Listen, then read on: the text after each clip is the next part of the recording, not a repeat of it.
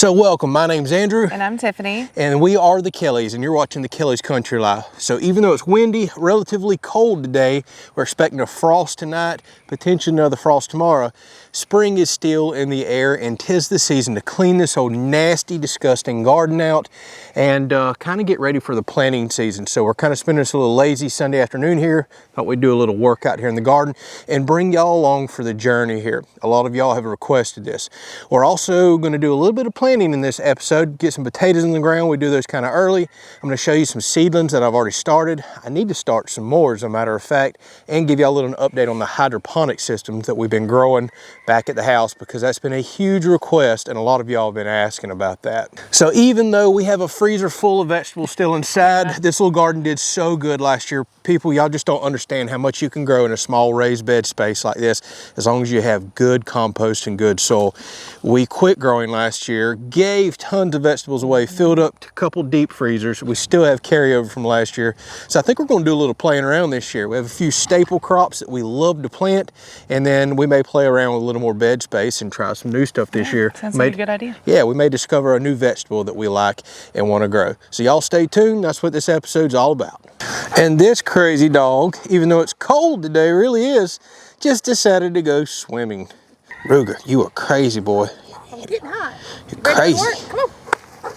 Where's your brother at? He went back to the house. And here comes little Bullet. Everybody's been asking where the heck Bullet is at. Say, hey, buddy. He's got a little sweater on. He's ready to come out and enjoy the day as well. So here's the disaster of the garden. Corn still all just fell over from last year. We've got a mess, and I've got to work on all these weeds that's in the beds too. We can pull some of them. I'll also show you an herbicide-free way that I take care of a lot of these weeds as well. So I think we're just going to pile up everything right out here. I'll come get it with a tractor a little later. Let's get to cleaning.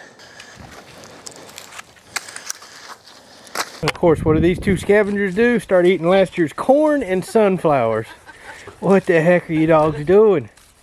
Eating that old nasty stuff. Yuck. I guess y'all like corn too.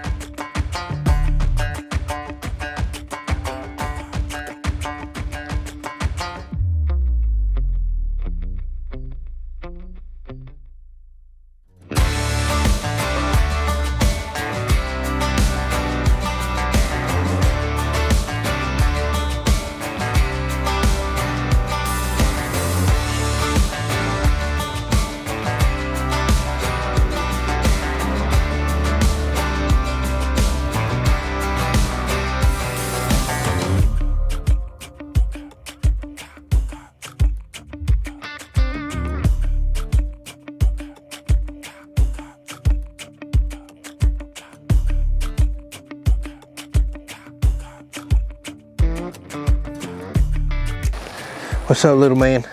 You inspecting everything for us? Okay, so we've got the garden mostly clean. Miss Tiffany's still over there helping me bend over and save my back and pull stuff out.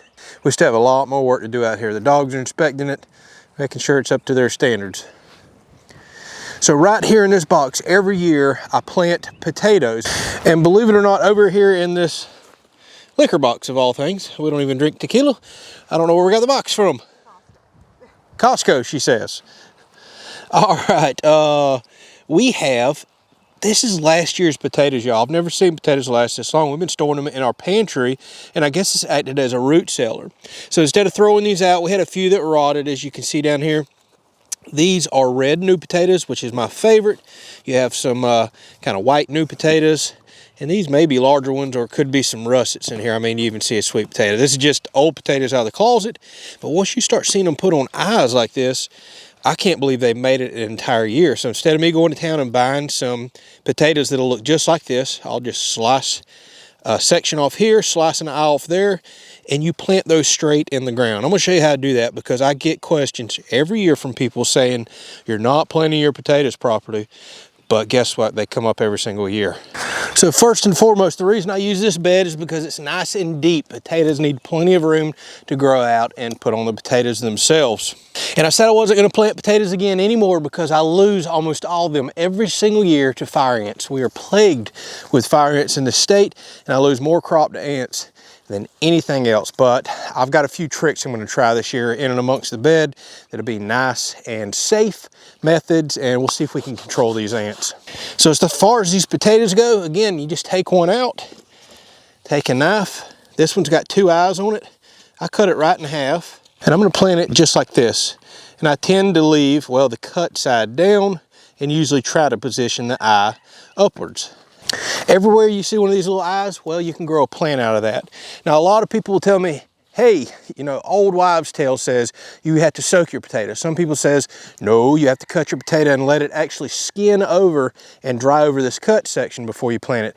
I have never once in my life, all the way since planting as a child, done either of those methods, and we always have great success with potatoes. I cut them just like this. I dig down. I'll do about 3 across this 4-foot bed. Again, we're gonna leave them plenty of room.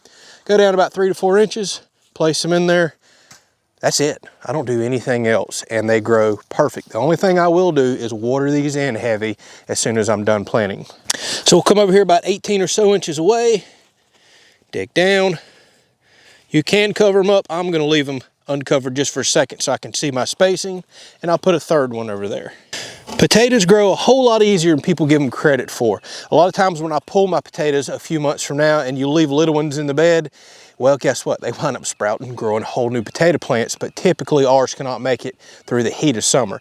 That's why I like to go ahead and plant my potatoes in March. As long as I know there's no major risk of frost coming up, and I really don't know that at this point, but I've got free potatoes, so let's go for it, right? And normally they will produce long before the heat of summer that'll actually destroy them. Now, if you have some relatively fresh potatoes, when you cut an eye off and have another section of potato, save it, go eat it. They're perfectly fine. But being these potatoes are, well, a year old, been sitting in our pantry that long, don't think I'm gonna eat them. All right, so now you can see I have what I consider proper spacing for my potatoes, leaving them plenty of room. And I'm only doing a little over half of this bed. I'm gonna save this area down here for playing around with some other stuff. We lost our other garden bed that was out there due to adding some solar panels over here this year. So I'm going to kind of play around with my spacing and room in this garden. And again, we still have a lot of vegetables in the refrigerator and freezer. So now I'll just come along, lightly cover these up, and we'll get them watered in. And then what I'll do over the next few weeks, these will start sprouting up, and as the sprouts get up a few inches, you come and you start hilling dirt up to the sprout itself, and you continue to hill out through the process until, well, the vines get quite tall. And that'll allow the potatoes to actually form and grow out as well. They don't necessarily just always grow straight down. They tend to kind of grow out in a mound as well.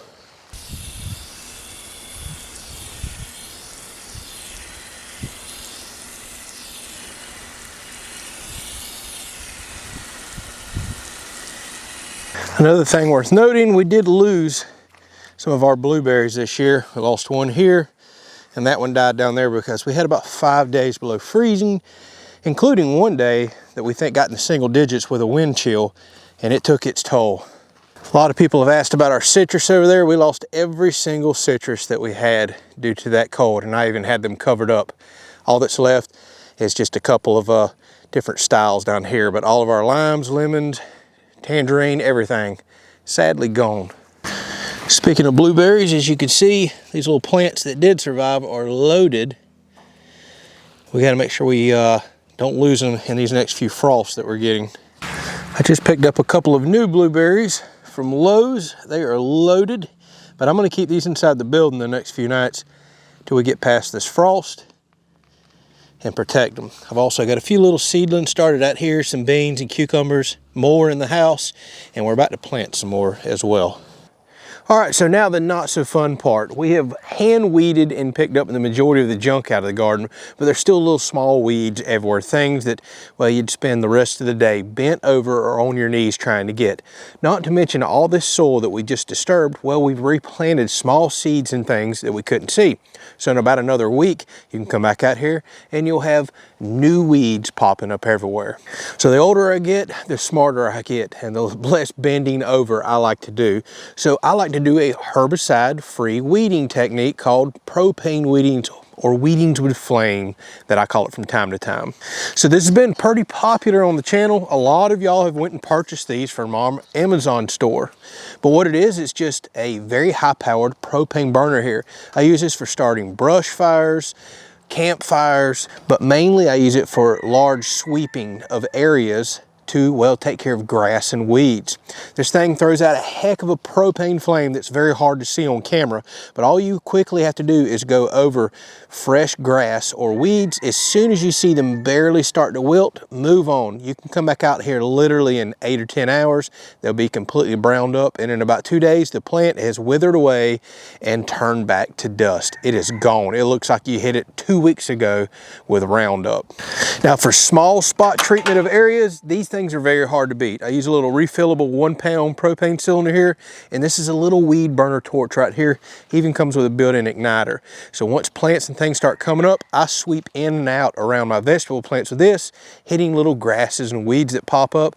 Again, they wilt up, they're gone, and now I don't have all that controversial herbicide in and around my vegetables. I don't like that stuff. I don't want it on anything that I'm gonna eat. So the other cool thing about this is I've got dead grasses out here from the winter because it's been cold. You sweep over the garden today, any little green plants that are left, well, again, they'll be dead tomorrow, the next day, and you could come back out here really quick again with this, and they just instantly poof and go up in flames if you're trying to get rid of them really quickly. So let me show you how this works. We're gonna kick it on, do a quick sweep of the garden. Like I said, I'm gonna come back out here in about a week and probably spend 15 minutes sweeping through the garden beds again with this, killing off anything new that pops up. Now I'm weed free and ready for planting here in just a couple of weeks. All right, so you can definitely hear it, but it's hard to see that flame, especially once I kick it on up. But trust me, it's there. So all I'm doing is going over all the brown stuff, burning it up because it doesn't look good. And any little weeds I see like that, spend about literally 1 second on it, move on. Trust me, you've already killed it. So not only will this clean up and make everything look better, burning off grasses and other stuff like that, and take care of your weed problem too.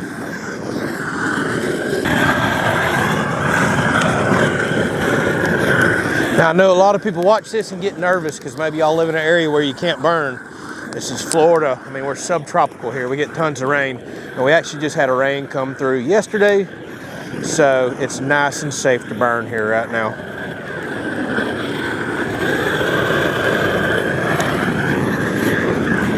I'll go up in garden beds like this, and any last little weeds that I see, just hit them real quick.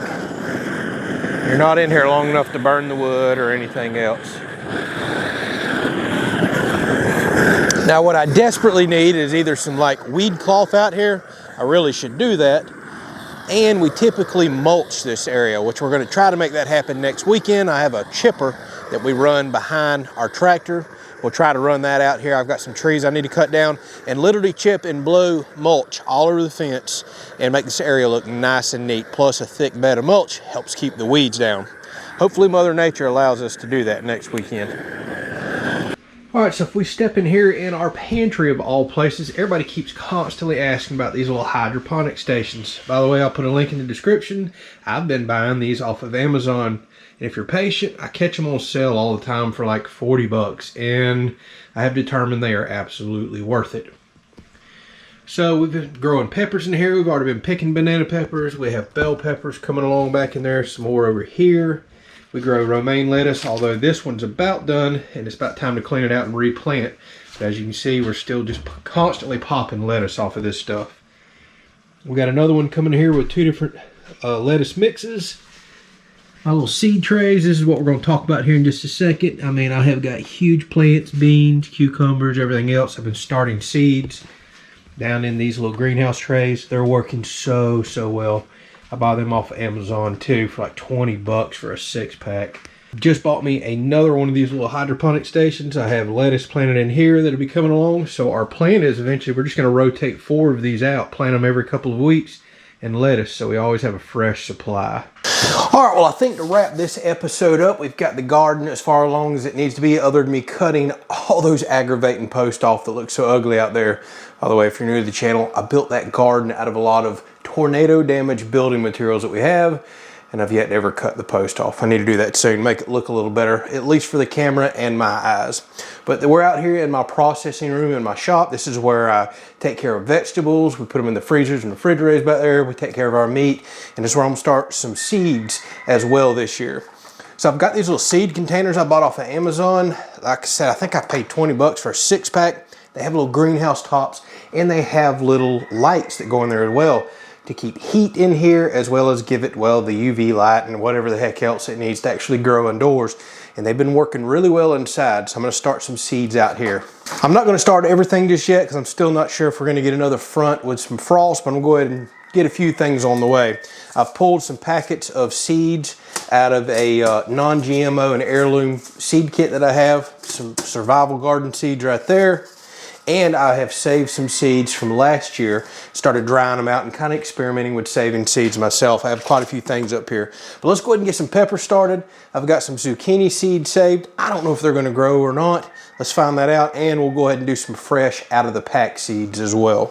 So I'm gonna pack all these trays right here with a potting soil mix that I have down in this bucket. I'll see y'all back in a second, and we'll start putting the seeds in. I'll show you how I stage everything over here and kind of get it set up for growing.